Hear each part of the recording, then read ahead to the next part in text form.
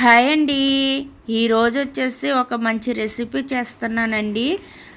సాయంత్రం టైంలో మా పిల్లలు స్కూల్ నుంచి వచ్చేసరికి ఏదైనా ఒక మంచి స్నాక్ ఐటెం చేయమని అడిగారు.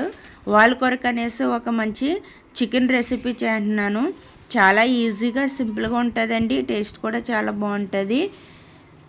నేను తీసుకున్న చికెన్ వచ్చేసి శుభ్రంగా కడిగి వాటర్ అనేది లేకుండా ఒక గిన్నెలో పెట్టుకున్నాను. ఇందులో కావలసిన మసాలాలన్నీ కూడా ఒక్కొక్కటిగా వేసుకుంటున్నాను అనమాట. అవేంటో కూడా చెప్తున్నాను. మొదటిగా కార్న్ పౌడర్ వేసుకున్నాను. ఈ కార్న్ ఫ్లవర్ అనేది కొంచెం ఎక్కువే వేసుకున్నాను, ఎందుకంటే మసాలాలు అవన్నీ వదిలేకుండా ఉంటుంది అనేసి, బాగా పట్టుకుంటుందని కొంచెం ఎక్కువ వేసుకున్నాను. తర్వాత వచ్చేసి కారం వేసుకున్నాను టేస్ట్కి తగినంత. తర్వాత ధనియాల పౌడరు, అలాగే చికెన్ మసాలా పౌడరు, అలాగే సాల్టు, పసుపు వేసుకున్నాను. ఇవి వేసుకున్న తర్వాత అల్లం వెల్లుల్లి పేస్టు. అల్లం వెల్లుల్లి పేస్ట్ వచ్చేసి కొంచెం ఎక్కువ వేసుకోండి, నీచు వాసన అనేది లేకుండా చక్కగా ఉంటుంది అన్నమాట. అల్లం వెల్లుల్లి పేస్ట్ వేసుకున్నాక ఒక నిమ్మకాయ అనేది పిండుకున్నాను. నిమ్మకాయ కూడా వేసుకోవాలండి, వేసుకుంటేనే బాగుంటుంది. ఇవన్నీ కూడా బాగా కలిపేసుకుని పక్కన పెట్టుకోవాలి. ఇలా కలుపుకుంటేనే బాగుంటుందండి. ఈ మసాలాలన్నీ బాగా పట్టే వరకు చూడండి, మసాజ్ చేసినట్టుగా బాగా కలిపేయాలన్నమాట దీనికి.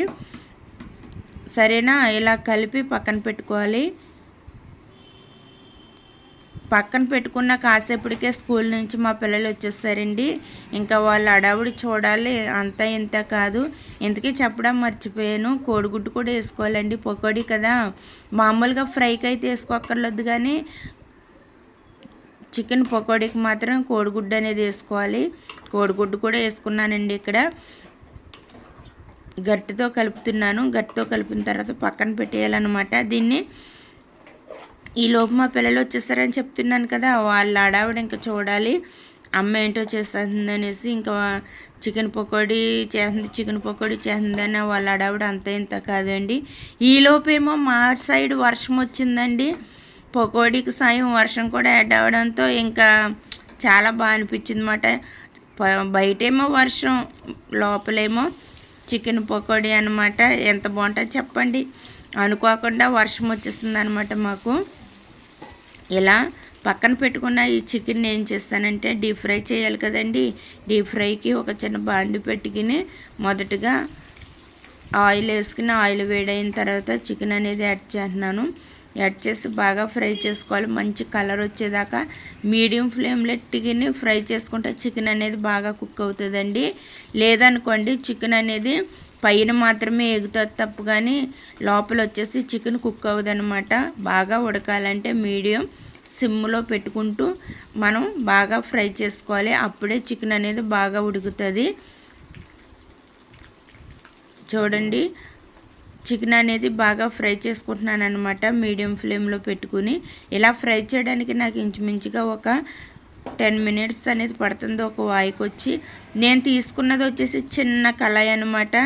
దీంతో అవ్వేలే లేదనేసి మా పిల్లల ఆడవాడికి కళాయి అనేది మార్చేస్తాను. ఇక్కడ కొంచెం పెద్దది పెట్టుకుని కొంచెం ఆయిల్ అనేది ఎక్కువ వేసి, కొంచెం ఎక్కువ చికెన్ అనేది త్వరగా ఫ్రై అవుతుందని కళాయి అనేది మార్చేస్తాను అనమాట. మార్చేసి ఫ్రై అయ్యిందంతా తీసేసి మళ్ళీ ఆయిల్ అనేది యాడ్ చేసుకుని బాగా వేడి అవనిచ్చి నెక్స్ట్ వాయి వేసుకున్నానండి. మీరు కూడా అప్పుడప్పుడు ఎలా చేస్తారా? చేస్తే కామెంట్ చేయండి. మన ఛానల్ని లైక్ చేయండి, షేర్ చేయండి, సబ్స్క్రైబ్ చేయండి. ఇలాగే మంచి మంచి వీడియోస్ అన్నీ కూడా మన ఛానల్లో వస్తూ ఉంటాయండి, చూస్తూ ఉండండి. మన ఛానల్కి సపోర్ట్ చేయండి. సపోర్ట్ చేస్తున్న మీ అందరికి కూడా నా హృదయపూర్వక థ్యాంక్ యూ అండి. థ్యాంక్ యూ సో మచ్ అండి.